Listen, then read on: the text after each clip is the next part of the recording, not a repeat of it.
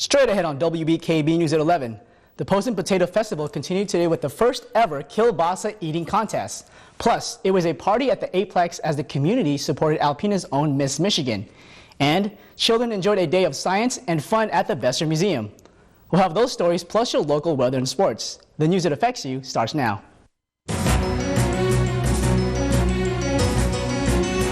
From Rogers City to Tawas City and all points in between. This is Northeast Michigan's award-winning news team.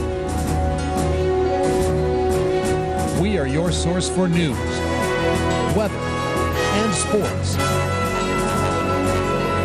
We are WBKB News at 11.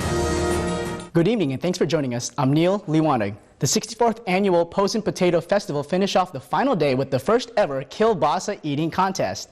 It was a $10 fee to enter and there were 20 total contestants that participated. Each challenger had to eat as many kielbasas as they could within 5 minutes. The winner of the contest comes home with $300, second place with $200, and third place ends up with $100.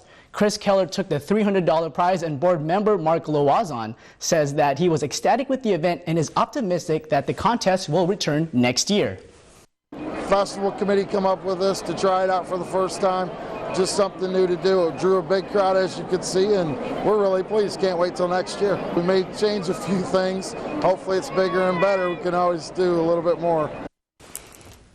The Posen Chamber of Commerce is already looking forward for next year's Potato Festival as they celebrate their 65th year. Tonight, the Aplex hosted a Miss America viewing party in support of Alpena's own Miss Michigan. The community gathered at the Aplex with various signs, t-shirts, and even live performances to honor Miss Michigan's big night. The free event began at 7 p.m. and the actual pageant started at 9. Co-sponsors Amy Gagnon and Zoo Hudson saw this event as a perfect opportunity to help spread Miss Michigan's platform of helping children find adopted homes. The community is proud and ecstatic that Miss Michigan will always be a local girl. We thought there was no better way to help convey that message that she has begun and continue it on here by inviting those people in so you can learn more about adopting children. She's still from Alpena and she's still always a queen in our hearts. Yeah, absolutely. To find out more about Miss Michigan's platform and future appearances, please visit missmichigan.org. Over the weekend, the Shout Eureka Discovery Program held several free hands-on science activities at the Besser Museum.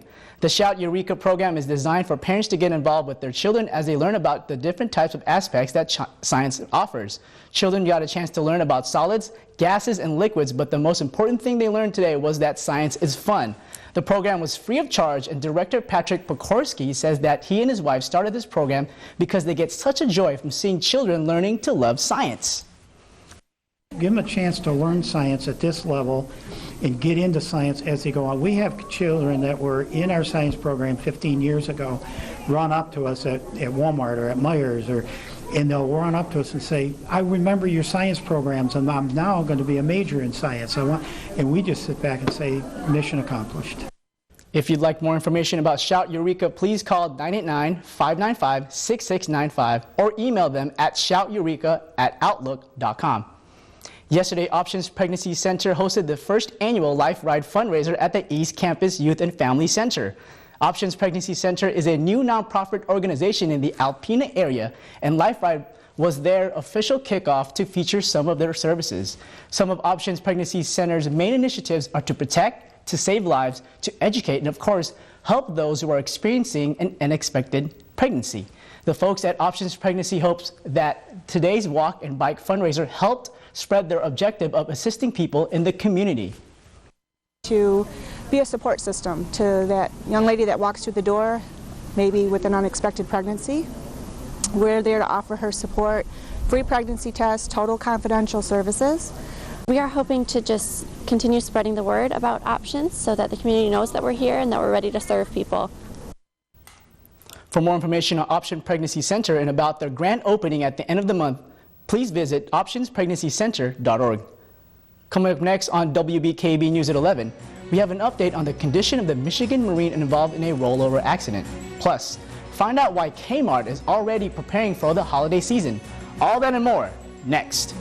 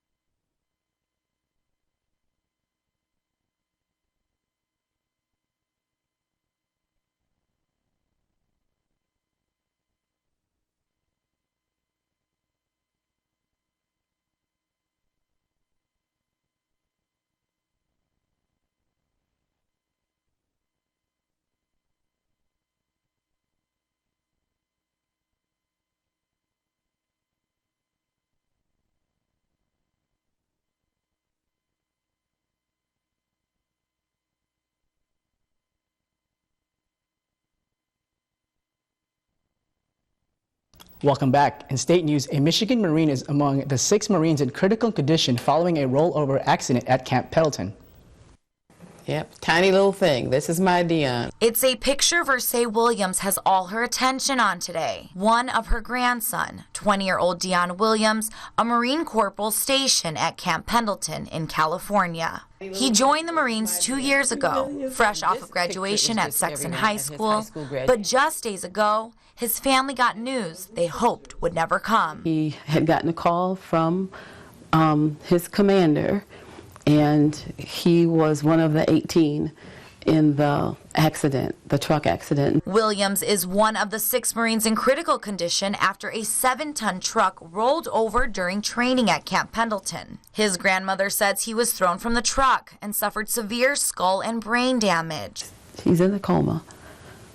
Yeah, so he doesn't look that good. His head is bandaged, he's swollen. Versae says the families of all injured Marines were flown to the base on Friday, and Williams' wife, mom, and father are now at his bedside while she sits here at home trying to keep faith. You know, knowing Dion's going to be okay, so I can't imagine, what that's like, for your child to die like that. Even with Williams on a ventilator, Versae says command officers are staying optimistic. They expect that he'll wake up in a couple days. I just talked with the commander about 30 minutes ago. So they expect that he's going to wake up. And though he has a long recovery ahead, Versae says their family is relying on prayers to help him through.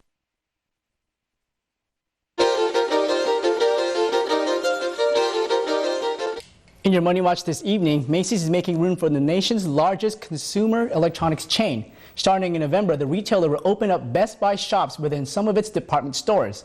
The company says it will begin the collaboration in 10 stores as a way to test selling consumer electronics. The 10 locations have not been identified. Kmart is expanding its layaway program to jumpstart the holiday shopping season.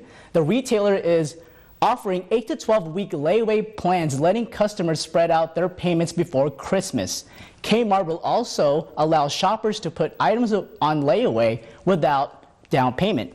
The option will run through the end of November. Many McDonald's restaurants are skipping the McRib this year. The boneless barbecue pork sandwich appears in stores every year, but this year fewer McDonald's will be selling the fan favorite. Only around 8,000 of McDonald's roughly 14,000 restaurants in the U.S. plan to carry it, as the fast food chain is offering healthier alternatives. If you're heading to the pump, GasBuddy.com and AAA of Michigan helped us find the highest and lowest gas prices locally and across the state. The lowest price for gas in Alpena is coming in at $2.16 at Meyer. The highest is $2.17 at Marathon. Across the state, the lowest price at the pump is $1.95 in Dearborn. And the highest price is coming in at $3.20 in Copper Harbor. There's still much more to come on WBKB News at 11. Kyle Logan will be in with sports, and I'll be right back with your full weather forecast. Stay tuned.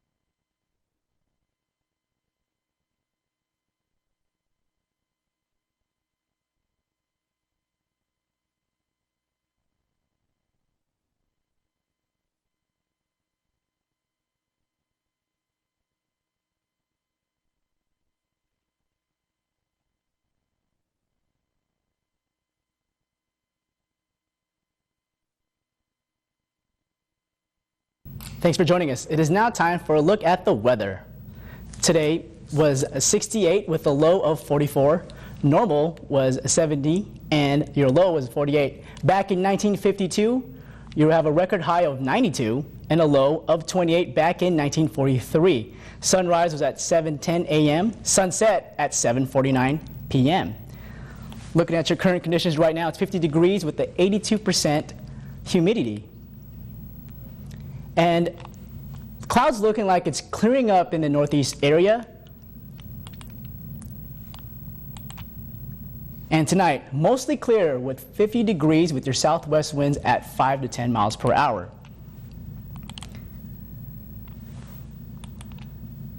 And tomorrow, sunny with 75 degrees, southwest winds at 10 miles per hour. Tomorrow night, it'll be mostly clear again, temperatures at 61, southwest winds at 10 miles per hour as well. And take a look at your extended forecast. Tuesday, Wednesday, and Thursday, mostly sunny skies with highs in the upper 70s. Now heading into the weekend, Friday with a chance of showers and thunderstorms with highs in the low 70s. Saturday with the chance of showers with partly sunny skies with temperatures at 67. It is now time for today's photo of the day. Today's photo was sent in by Sue Kelly of Alpena. Now, this is a photo Sue took of two model boats strapped on top of a van at the Posen Potato Festival. Those are some nice looking model boats there. Thank you, Sue, for sending us this photo. If you have a photo you would like to send us, email it along with a short description to news@wbkb11.com. And in your Health Watch, researchers at the National Institutes of Health say treating high blood pressure more aggressively could significantly cut heart disease and death in people over 50. Patients with high blood pressure are usually told to keep their top number below 140. But this new study suggests the goal should be 120, which is closer to normal. New research says high school students are using their e-cigarettes to vaporize pot as well as nicotine. Yale researchers tracking close to 4,000 teenagers found many are vaping cannabis. Scientists say the lack of e-cigarette regulations and vape pot is less detectable than smoke pot is cause for concern. And even brief periods of exercise can improve the hearts of people with type 2 diabetes. Previous studies have shown that diabetes patients are twice as likely to have heart disease. Researchers in Britain found intense exercise up to 90 seconds at a time significantly helped make the hearts of diabetes patients stronger and work more efficiently. In national news, more arrests in Phoenix, Arizona for a crime similar to several random shootings along the city's freeways. But this is considered a copycat crime.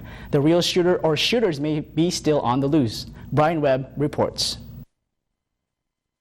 3 18-year-olds were arrested for launching rocks from a slingshot at several vehicles Saturday night. A husband and wife whose windshield was shattered got a license plate and called authorities who made the arrests Sunday. This is probably a copycat, but that's still serious. Phoenix drivers have been on edge since August 29th when the shooting started, mostly along inner-city freeways. 8 vehicles were struck by bullets, with 3 more hit by unspecified projectiles. Nobody has been seriously hurt. Corrine Packer's car was hit Thursday morning. It was very scary. I was shaking up. I was crying. It was something that you felt like just happened to somebody else, or something that you see on the news you don't feel like it's going to happen to you. Last week, authorities arrested a person of interest. 19-year-old Oscar de la Torre Munoz is still behind bars, but hasn't been charged with the freeway shootings. There hasn't been a confirmed incident since last Thursday.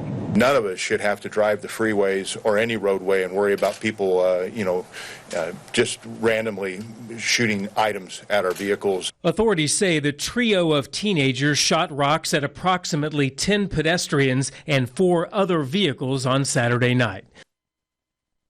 Those teenagers are being charged with assault, endangerment, and criminal damage. Sports is coming up next, and Kyle Logan is here with a preview. Kyle? Neil, tonight in sports, we'll take a look back at Michigan State's big win last night and see how the Tigers fared in their doubleheader today. Also, a little NASCAR and U.S. Open news to share. Finally, the first Sunday in the NFL Open today, and we'll show you what happened to the Lions. Did they win? Did they lose? To find out, you have to come on back. Sports is next.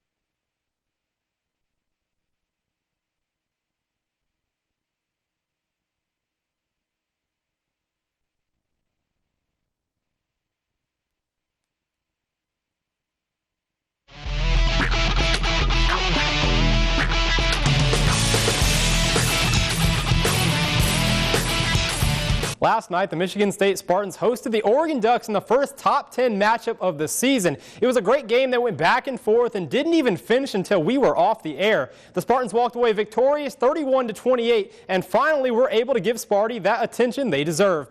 It was an electric environment over in East Lansing, and Mark D'Antonio's offense put on a show. Quarterback Connor Cook threw for 192 yards and 2 touchdowns, the first here to Josiah Harris and the second to Aaron Burbridge, who, quick note, led state in receiving on the night with 101 yards. Starting tailback Madre London was also explosive on the night, rushing for 103 yards on 18 carries. The redshirt freshman from Fort Lauderdale averaged just under 6 yards per carry on the night. The Spartans offense as a whole rushed for 201 yards. They ran wild all over the Ducks defense, and State's defense also came away with the plays they needed late in the game to seal a much-needed victory. Afterwards, D'Antonio said this is just one step in the team's journey this season. In my mind, this is a stepping stone game.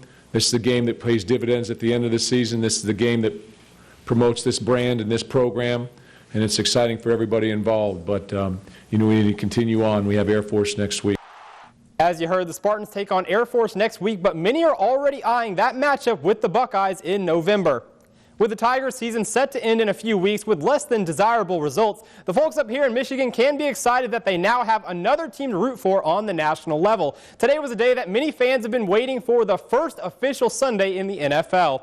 The Detroit Lions in San Diego to open up their 2015 campaign. Early on, the offense had everything working. First drive, Amir Abdullah takes the carry, finds some open room, and watch this ridiculous move on safety Eric Weddle. Sick juke, and he scores easily. Detroit strikes first. Early second, the defense joins in on the fun. Glover Quinn picks off Phillip Rivers and takes it back 31 yards for the pick six. The Lions would go up 14-3.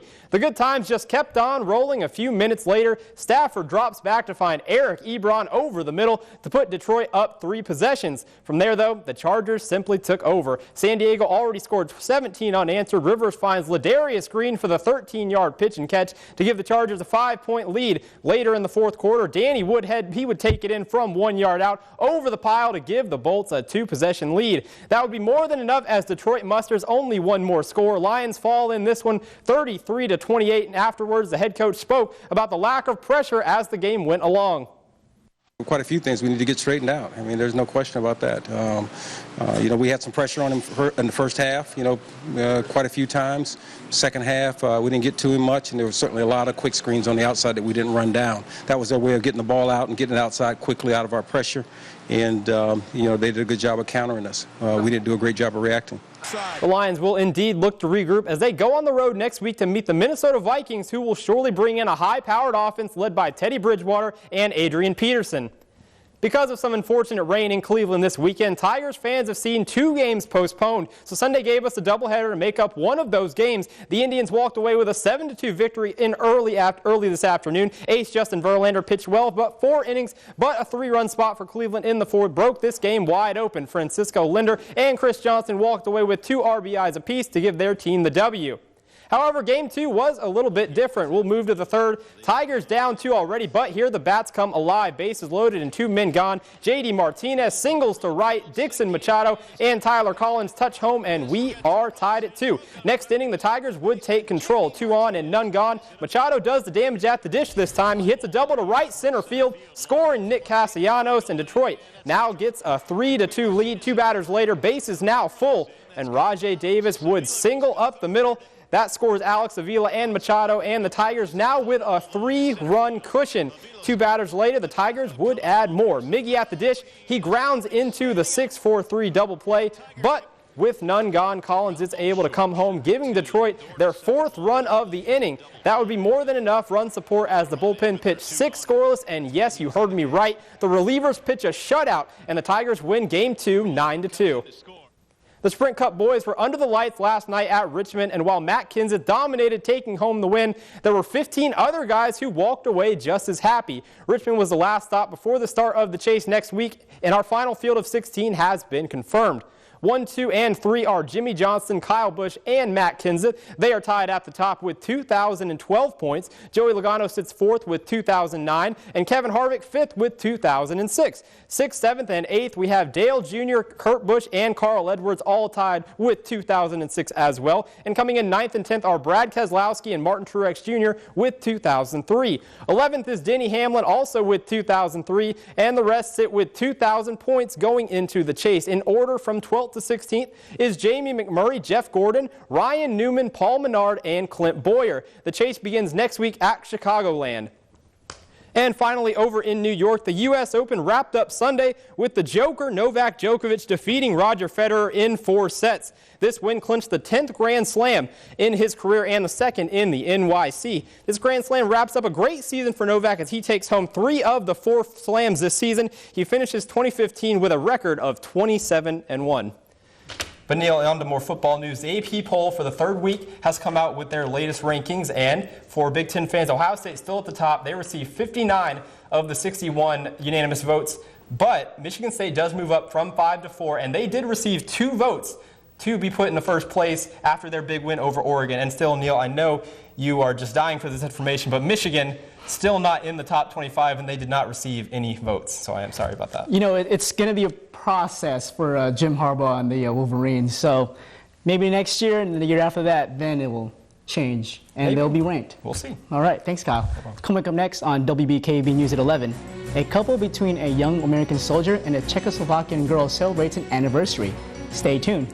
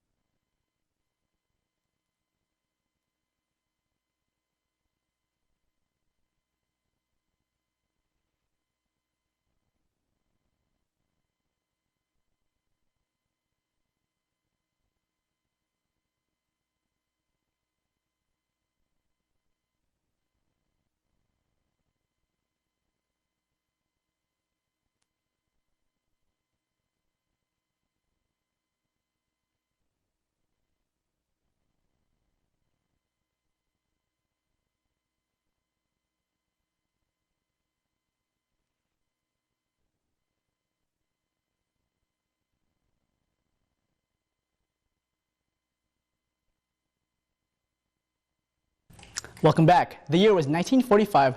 The world was at war, and an unlikely romance sparked between a young U.S. soldier and a Czechoslovakian girl. Today, they celebrated that love 70 years later. Here's Ken Molestina with the story. For all of us, these old black and white pictures tell Camilla and Roy Kapp's love story. For them, on this, their 70th wedding anniversary, those memories of love at first sight are just as vivid as the day they laid eyes on each other. I know she was a woman. I seen her. I was just 17 years old myself, and I just fell in love with him. That was in early 1945 in the Czechoslovakian city of Pilsen. Mrs. Kapps had just been released from a labor camp. Mr. Kapps, then a young Army soldier, just happened to stumble into a dance with locals. Everybody was celebrating, and soldiers was happy. And this soldier in particular. I don't know how you describe it. I just really fell in love with her. They danced and smiled, but that was about it. He didn't speak Czech, and she didn't speak English. So we couldn't talk to each other, but we just look at each other. 3 months later, through an Army interpreter, the young American popped the question. I was asking her to marry. She said, yes, hallelujah. Oh, hallelujah. They eventually made it to the U.S. almost a decade later and settled in North Texas. More than 7 decades have passed, and their appreciation for one another has grown with each passing year. I'll tell you what, God has really blessed me all my life, because she's been a good wife. The secret to a long marriage, he says, is knowing it takes two. She said I was the head of the house, but she's the neck and she turns the head. To me, it don't sound like it'd been 70 years. You know, Kyle, what's amazing about that story is that they didn't speak the same language, but I guess number one communication is love. That's true. I mean, it's one of those love at first sight situations. You know, you see it in the TV and you see it in movies, and you kind of think maybe none of these situations ever happen, but it's these kind of stories that really tell us that sometimes they do, and somehow there's someone out there for everyone. So certainly one of those good feel-good stories. Yeah, definitely. And you know, nowadays with the social media and Facebook, it's kind of tough to talk with the communication and having different languages, but they did that back then without the social media. So it's a very good story. Yep, no limitations now. And remember, you can read more about our broadcast stories and get the scoop on other news items online. Just visit WBKB11.com for sports, weather, and news updates anytime, day or night. Or add us on Facebook at facebook.com/WBKBTV. Well, that'll do it for tonight's show. Wake up with Erica Fernandez tomorrow morning at 6:30. Good night, everybody.